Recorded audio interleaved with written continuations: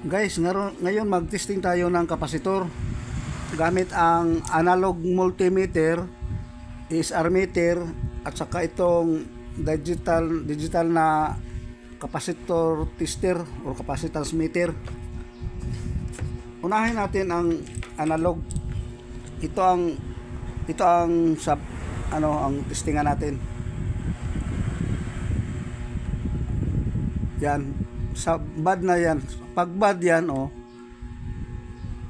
walang reading sa analog. Ito ang good. Analog pa rin ang gamitin natin. Yan, nag-deflect siya. Ngayon gumamit tayo ng ESR meter. Unahin natin ito ang itong sa bad. Yan, walang reading, no? Walang reading siya. Diyan sa bad yan. Ngayon ito ang gamitin natin as anggod.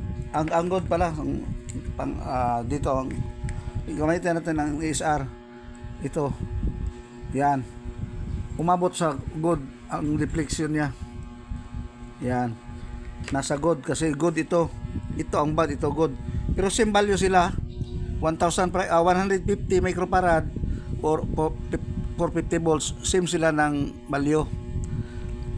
Ngayon gumamit tayo ng itong capacitor tester, capacitance meter, ito na digital, pang capacitance lang to. Yan, walang reading, bad na yan kasi walang reading. Ito ang good. Tingnan natin kung anong reading dito. Yan, may reading pa siya. Hindi na siya umabot ng 150 pero good pa ito. Good pa siya pero nagsis value lang ng konti. Ngayon,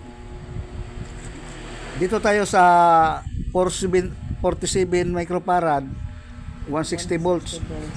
Gamitan natin ng analog. Wala din, wala siyang reading. Ito, gamitan natin ng ito ang isa sa good, gamitan natin ng analog pa rin. Yan, makita natin may deflection siya, tapos bumabalik siya. Yan. Ngayon i-testing natin ang ESR. Gamitin natin ang ESR meter dito. Yan, walang reading dito sa good. Yan, may reading siya, nasa yan, umabot siya sa good. Yan, ESR na, dito na. Ngayon gamitin natin ito ang capacitor tester, itong digital na capacitance tester, capacitance meter. Ito ang bad. Tingnan natin kung ano ang reading diyan para makita lang natin ang kaibahan. Yan, walang reading. So ibig sabihin may may kaibahan sila sa pagtesting. Ngayon dito tayo sa ito pala ang gamitan natin pala itong good. Gamitan natin ng capacitance meter. Nakalimutan ko pa. Ito yan, yan. Makita natin ang reading. Ang value nito ay 47 microfarad, 160 volts. Yan. Yan, makita natin ang value niya ay ang 44. So ibig sabihin okay pa. Tapos na yan. Ito ang isa. Dito tayo sa bad yan, 470 microfarad, 35 volts. Ang bad yan. Sa bato. Unahin natin ang analog na multimeter. Yan, hindi siya bumabalik, nag-steady lang siya. Ngayon itong good ang testingan natin. Ito pala, itong good, same value sila, 470, 35. Tingnan nyo ang reading. Yan, nag-deflect siya dito. Nag-deflect siya. Yan, deflect, tapos bumabalik siya sa zero. Yan, ito ang good. Ngayon Gumagamit tayo ngayon ng ESR meter. Dito tayo sa bad. Ang bad ang testingan natin. Yan, oh, may reading siya. Nasa good. Yan. Pero sa dito hindi na siya nag-depict sa ohmmeter natin dito sa ohmmeter, sa multimeter yan. Nasa good siya, no? Ngayon, gumamit tayo na dito tayo sa itong good. Testingan natin. Yan, may reading din siya. Same sila. Ngayon, dito tayo sa gumamit tayo ng capacitance tester, capacitance meter. Ito. Yan. Ano ang value niya parang hindi na siya no. Pero doon sa ESR nasa good pa rin siya, pero ito iba na ang value niya, napakataas. Pero ang value dito nakalagay 470 lang. So sa ano ito ang defective na yan. Ngayon ito ang good. Gamitan natin ng capacitance meter. Yan, ang 470 ang reading niya ay 439. So ibig sabihin okay pa. Yung isa parang pag testing natin parang okay siya pag gumamit tayo ng ESR, pero pag gumamit tayo nito wala na, iba na ang reading.